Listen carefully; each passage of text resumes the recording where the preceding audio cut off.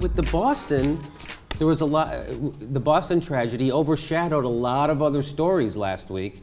One of the big ones being the Constitutional Project came out with their report on torture, right? On torture. And it didn't get a lot of airtime.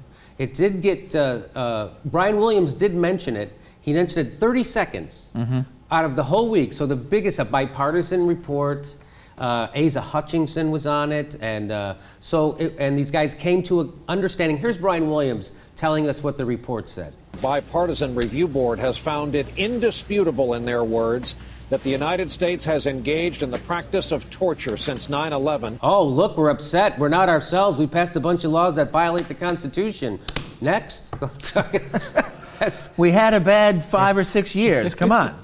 So, but who did it? Was it just who was responsible for this, Brian? Was it probably just like Lindy England and a couple of low buck privates at Abu Ghraib? A couple of miserable. Who's responsible for this? They say the highest officials in our country bear responsibility and share responsibility for it. You know, the good thing about them having to share responsibility for it is that none of them will ever have to take responsibility for it. That's the good thing about sharing. Yeah, they all share responsibility for it. It cancels out. Yes.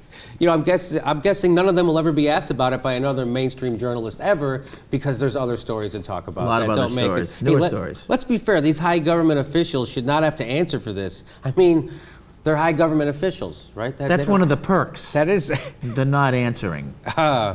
Okay, so let's go. There's even more to this report. Did it help keep us safe, though? What about our soldiers? The report says torture has damaged the standing of our nation, on top of potentially increasing the danger to U.S. military personnel taken captive. Yes, but going forward, the U.S. military sincerely hopes nobody will ever be taken, captured, and tortured, because who needs that bullshit? That really would be bad. They don't want that to happen. I hope it doesn't happen, Jimmy. Hey, sure, it hurt our standing as a nation, but invading Iraq didn't turn us into Mr. Popularity either, okay? Let's keep that in mind. Not a great move, if you remember it. I don't know if you do remember Iraq. Some of you are too young. Not a great move. But I will say this, it did get us great information, right, Brian Williams? On top of all of it, the commission found no evidence that torture ever yielded any key information, no information that we are any safer because of it.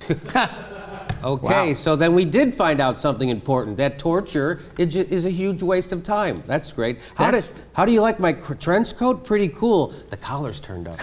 Do you see that trench coat? That's very fashionable. Yes. Okay, that's the news on torture. This is NBC, and we're on to another story. We'll never return to this one.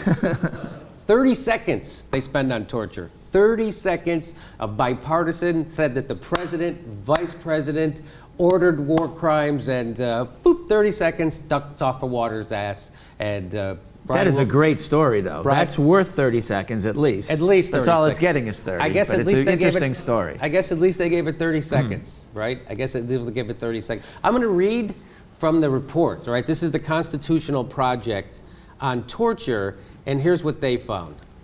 I'm quoting now from the report. This is verbatim. It says, the question as to whether the U.S. forces and agents engaged in torture has been complicated by the existence of two vocal camps in the public debate, okay? Pro-torture, anti-torture. And this has been particularly vexing for the traditional journalists who are trained and accustomed to recording the arguments of both sides in a dispute without declaring one right and the other one wrong. So do you see what they're saying? That the news media doesn't know how to handle a problem like torture, where there's a black and white right and wrong to this, because the way they're used to reporting stories is that they'll go to one side and get what they say, and then go to the other side and get what they say, and go, see, we reported the story. That's not how you report the story, because it gives the impression to people in America that there's actually two sides to this story. There is two sides to torture when there isn't. Torture is torture. Waterboarding has been considered torture since the 1400s. So that's torture. And we did a lot more than waterboarding, by the way. So they're talking about a lot more than that. Right. So, yeah, but that's the way they report. That's the way they reported the campaign last year, I think. yes. You know, Romney was lying in the debate, and the point was, geez, he's catching Obama now. That was the... Very good. So there you go. So the president, vice president, secretary of defense, secretary of state, they're all in on the torture ordering, and the only people who ever do time are a couple, Lindy England, and another guy. Another guy. Two people? Two people. He just got out, by the way. Who took pictures. That's all they did.